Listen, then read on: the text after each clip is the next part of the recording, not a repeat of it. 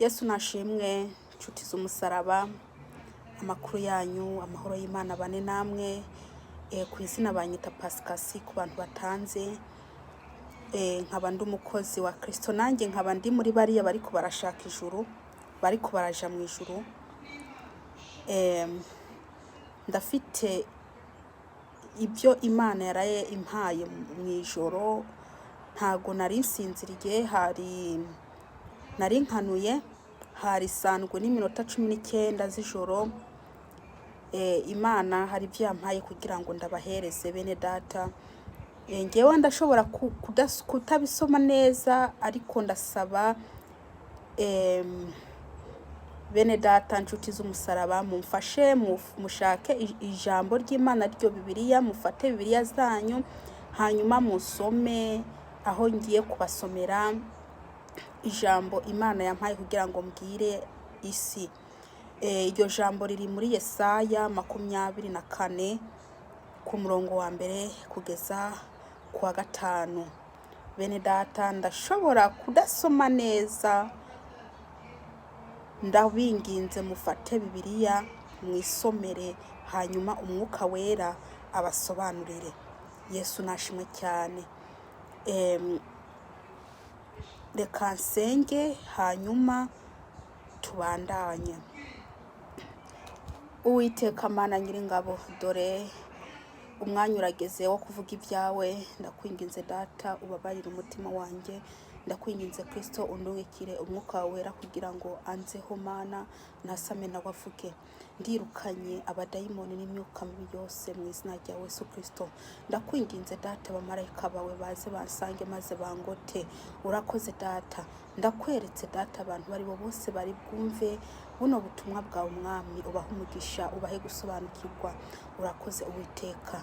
Ndasabye data, umwuka wawe wera herekeze ano magambo yawe kugira ngo Uwiteka mwami abantu barushirizeho kumenya. Urakoze data, ni mu izina rya Yesu Kristo, amena.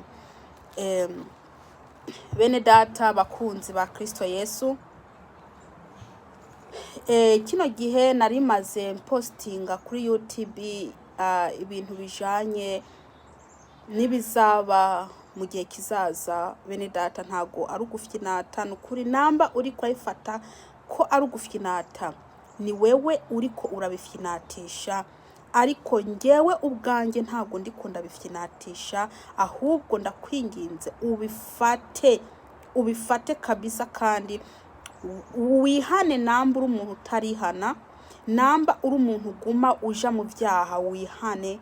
Namba uri umuntu usenga, ugume usenga, ubandanye usenga.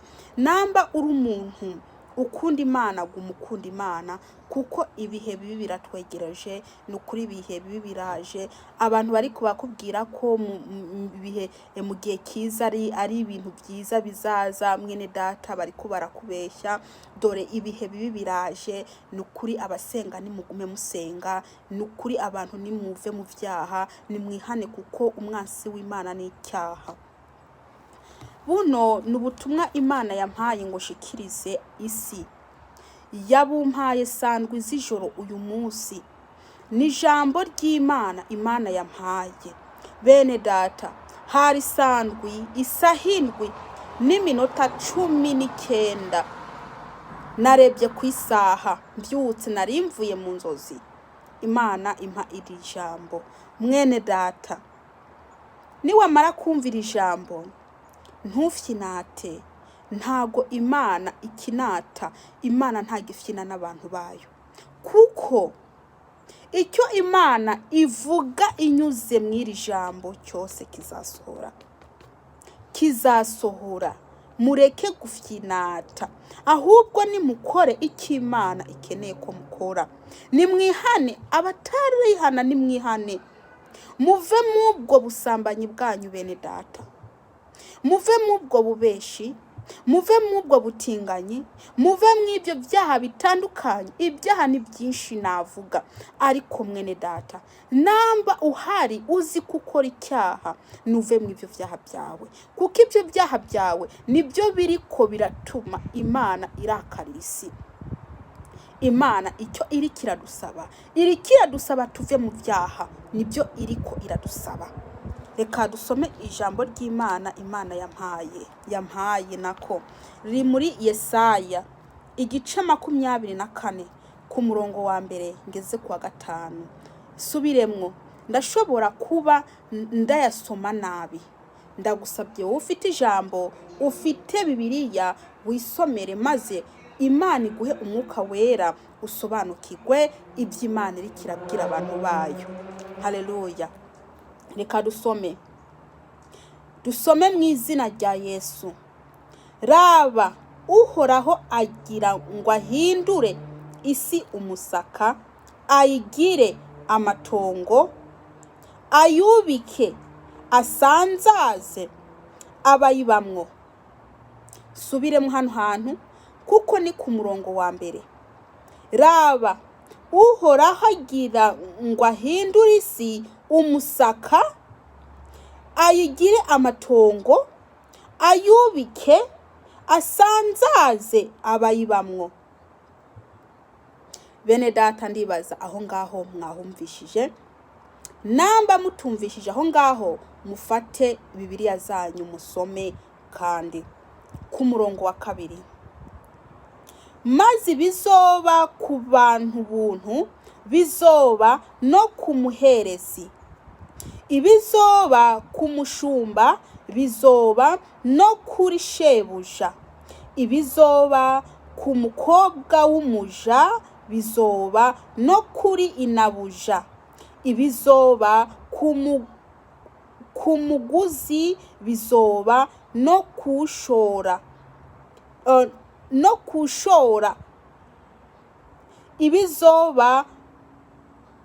ibizoba kutiza, bizoba no kutira,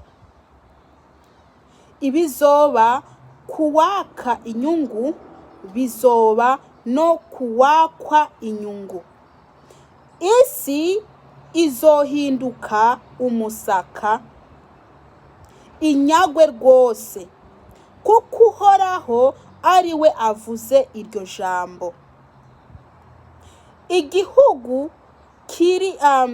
Igihugu kiriganyira, kirakabiranye, isi irahondobereye, irakabiranye. Abakuru bo mw'isi barahondobereye, kandi isi ihumanijwe n'abayibamwo, kuko barenze ibyagezwe bagaca mw'ibwirizwa, bakica isezerano ry'intahava. Uno murongo wa 5 reka ndawusubiremwo. Kandi isi ihumanijwe n'abayibamwo, kuko barenze ibyagezwe bagaca mw'ibwirizwa, bakica isezerano ry'intahava. Iri ni ijambo ry'Imana. Ubu nibwo butumwa Imana yampaye mu masaha y'ijoro 7:19 ngira abantu bayo. Mwene data uriko uranyumviriza, mbe wabuzi ko isi igiye guhinduka umusaka? Wabuzi ko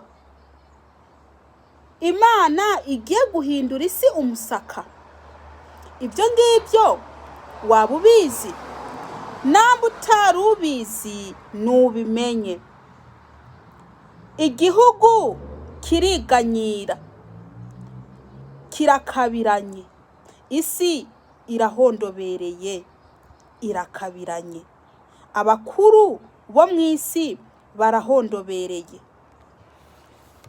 Mwene data, Imana Isiraheli iyivuze, nta muntu n'umwe wo mw'isi, haba abakuru bo mw'isi, haba abategetsi bo mw'isi, nta kintu na kimwe bafite guhinduraho, keretse abantu bihanye. kuko nk'uko nababwiye ubwa mbere, ibyaha nibyo biriko biratuma Imana iturakarira. Ibyaha nibyo biriko biratuma Imana iturakarira. Uburakare bw'Imana bwakomeje. Maze iminsi ndababwira ibyo Imana iba yampaye binyuze mu ijambo. Ntago ndiko ndaguhumuriza mwene data ngo ndakubwire ngo bino bihe biri imbere ngo ni bihe by'amata n'ubuki. Ntago ari byo ndiko ndakubwira, ahubwo ndiko ndakubwira amagambo Imana iba yampaye kugira ngo ndagushikirize, kugira ngo ntudamarare ngo udamarare mu byaha, ahubwo ndakubwire kugira ngo wihane uve mu ibyo byaha urimo, naho ubundi nutabivamwo uzarimbuka. Kuko Uwiteka Imana ntago afyinata. Ibi nibyo Imana ivuze. Ibi nibyo Imana ivuze. Imana ivuze ngo raba Uhoraho agira ngo ahindure isi umusaka, ayigire amatongo, ayubike asanzaze abayibamwo. Mwene data, niwiyumvire ikintu kigiye gutuma Imana isanzaza abantu bari mu isi, cyangwa se igira isi umuntu uzenye umusaka. Ni ukubera ibyaha byabaye byinshi mu isi. Abantu barumva ijambo ry'Imana, hakumva ijambo ry'Imana, ahubwo ntibashaka kwihana. Abantu ntago bashaka kwihana. Bene data, Imana iriko irayibabwira mbere hakiri kare bitaraba. Bino biriko biravugwa muri Bibiliya bizashika. Ibi byose byanditswe bizashika. Ntago ndiko ndakubwira mwene data ngo ugende udamarare. Ntago ndiko ndakubwira mwene data ngo ugende wongeze ibyaha urimo urakora, ahubwo ndiko ndakubwira bino kugira ngo wikontorore maze wihane. Wikontorore maze wihane. Yesu Kristo arimwo araza. Yesu Kristo arimwo araza gutwara umugeni. Kandi bene data, mwibuke ko ibi byose byanditswe muri Bibiliya bizashika mbere yuko Yesu aza. Haleluya. Ibi byose mubona hano bizashika mbere yuko Yesu aza. Icyo nashaka kubabwira bene data, mugiye muza mwumva buno butumwa Imana iducishijemo ngo tubabwire, ntimuze mubifata binenegwa, ahubwo muze mwumva ijambo, hanyuma mukore ibintu ijambo riko irasaba. Imana izagira isi umusaka kubera ko abantu batitondera amategeko yayo, kubera ko abantu barenze ku byagezwe by'Uwiteka. Bene data, burya iyo turiko turabireba, abantu bitwa ko ari abakozi b'Imana nibo usanga basambana. Ibyo byaha rero bikaba byarazamutse byageze ku Uwiteka. Abantu benshi mu isi, nko mu bihugu byo hanze hoho, yewe abantu batinganye bazamutse ibitigiri by'abantu. Noneho biriko biragenda bizamuka kubera iki? Nta muntu n'umwe ariho yitwa ngo n'umutegetsi ategeka ibyo bihugu yavuga ati ubutinganyi nibuhave, ahubwo barashigikira ubutinganyi. Ibyo ngibyo byose biratuma Uwiteka Imana ababara, kuko Imana iri hejuru y'abategetsi. Rero burya iyo iriko irareba abategetsi bashizwe mu isi bategeke, maze bakaba aribo bariko barashigikira ibibi, Imana ntaginezerwa. Rero Imana yahisemwo kuzagira isi umusaka. Bene data, bino bintu bizaba, ntiwiyumvire ko bitazaba. Bizaba kuko biri mw'iri jambo. Ubuhanuzi butavangiye n'ubuhanuzi bwo muri Bibiliya. Ubuhanuzi butavangiye n'ubwahangaha. Mwene data mukunzi uri muraja mu ijuru, ni wihana ibyaha byawe, uve mu bwo busambanyi, uve mu bwo kwikinisha, uve mu byaha bitandukanye, maze witegurire umwami Yesu. Kuko Yesu Kristo niyaza agasanga uri kurasambana, ntago uzajana nawe. Yesu Kristo niyaza agasanga wambaye ubusa, ntago uzajana nawe. Yesu Kristo niyaza agasanga uri murihindura, ntago uzajana nawe. Ubuhanuzi cyo buriko buratubwira, buriko buratumenyesha ibintu bigiye kuzaba bikuruwe n'ibyaha turiko turakora. Ibintu bigiye kuzatera isi mwene data, ntubikengere, bizaza bikuruwe n'ibyaha turiko turakora. Imana iseri ikintu irikirashaka ko duhindukira tukava mu byo turimo turakora by'ibyaha. Abasenga nimubandanye musenga, abezwa nimubandanye mwezwa. Nkaba nshaka kubwira umuntu wari we wese atarakira Yesu Kristo nk'umwami n'umukiza, natangire amwakire kuko igihe kiraje. Yesu Kristo azaza nk'umujura. Yesu Kristo ntago azakumenyesha ngo ndaje ejo, azaza nk'umujura. Bigashaka kutubwira ko dukwiye kwama turi maso, dukwiye kwama tumutegereje. Ntituze tumere nka za nkumi z'ibijuju, ahubwo tumere nka za nkumi z'inyabwenge.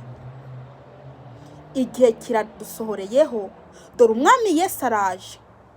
Niyaza agasanga tutaritegura, ntago tuzigera tumusanganira. Inzamba y'akabanga nayo tuzumva nitwaguma mu byaha. Ariko nitwamara kuva mu byaha, tukihana tukava mu byaha, tukicara turindiriye umwami Yesu, ya nzamba y'akabanga tuzayumva. Bene data nshuti z'umusaraba, nimwitegure. Ibi bihe byose bibi biriko biratwegereza, bitwereka ko umwami Yesu arimo aragaruka. Ico nagusaba ni wakire Yesu Kristo nk'umwami n'umukiza, kugira ngo agutabare. Ibintu bigiye kuzatubaho ni ibintu bikomeye cyane, ariko harahiriwe umuntu azaba ari muri Kristo Yesu. Nkaba ndakubwiye rero mwene data, rino jambo rirakujeho kugira ngo umenye ibigiye kuzaba. Iri ni jambo ry'Imana, ntago ari byo ndiko ndihimbira, ni jambo Imana yampaye, yarimpaye mu ijoro saa 7 z'ijoro na 19, kugira ngo ndabashikirize, kugira ngo mumenye ibintu Imana igiye kuzakora, mubimenye, hanyuma muhinduke. Ndazi neza ko benshi mwobipinga, ariko wabipinga wabyemera, uwubipinga nurumva n'akazi kiwe, uvyemera nawe Imana imuha umugisha. Kuko ndakubwire, kuja mu ijuru ntago ari agahato. Kuja mu ijuru ni wowe wenyine uri bucagure. Reka ndakubwire, hari abami babiri abantu bariko barakorera. Hari umwami w'ikuzimu ari we Satani, hari n'umwami Yesu yaducunguje amaraso y'igiciro, yemeye arapfa. Rero mwabo bami babiri, nurebe ucaguramwe. Niwacaguramwe uwo w'ikuzimu, mubazaba umusaka nawe urimo. Ariko niwacagura uwo mu ijuru, mubazakira urimo. Gusa ngenda gutoranirije, nucagura umwami wo mu ijuru, kuko ari wafite ubugingo. Naho umwami wa hari ikuzimu nta bugingo afite, kuko nawe arindiriye kuzacirirwa urubanza. Rero mwene data, nkabashaka kukubwira ati ucagure neza, ntusanga ucaguye nabi, kuko abazacagura nabi bose bazarimbukana nuriya bazacagura. Reka ndababwire rero, nimuze kuri Yesu, dore ibintu biradukomereye. Abariko barababwira ko imbere ari heza, bariko barababesha, kubera ko imbere ntago ari heza. Ijambo rirabivuze hariho n'ubutumwa Imana yampaye nabushize hejo, sinzi ko bamwe mwabwumvishije. Bene data, ku bantu bazi ubuhanuzi, ufite umwuka wera koko uramenya ko ari ubuhanuzi Imana ishatse kukubwira, nawe ugaca umenya ubwenge bwo kwiruka uva mu byaha ugenda muri Yesu. Reka ndakubwira aho uzahungira. Ndakubwije ukuri, nta buhungiro buriho mu isi, nta n'umuntu n'umwe ashobora kuguhungisha, kubera ko ubuhungiro buriho ni bumwe gusa, ni ubuhungiro buri muri Yesu Kristo. Ahari ubuhungiro ni kuri Yesu, nta handi hari ubuhungiro. Rero nkaba nshaka kukubwira ngo nufate ibyawe byose wikorere, wiruke muri Yesu. Irukira muri Yesu mwene data, namba ushaka kubaho, kuko bari muri Yesu bafite ubugingo. Abatari muri Yesu nta bugingo bafite. Yesu Kristo nabaho umugisha. Ndagejeje ahangaha bene data, mwikontorore murebe aho muri ko muragenda, namba muri ko muragenda mu ijuru cyangwa muri ko muzarimbukana n'uriya wahari ikuzimu. Yesu Kristo nabaho umugisha. Genda arangirije ahangaha nukuri, ariko ku bantu batumvishije neza ino jambo, reka ndabasubiriremo. Nimugende musome muri Yesaya. Umviza Yesaya 24 ku murongo wa mbere mugeze kwa 5. Reka ndabasubiriremo.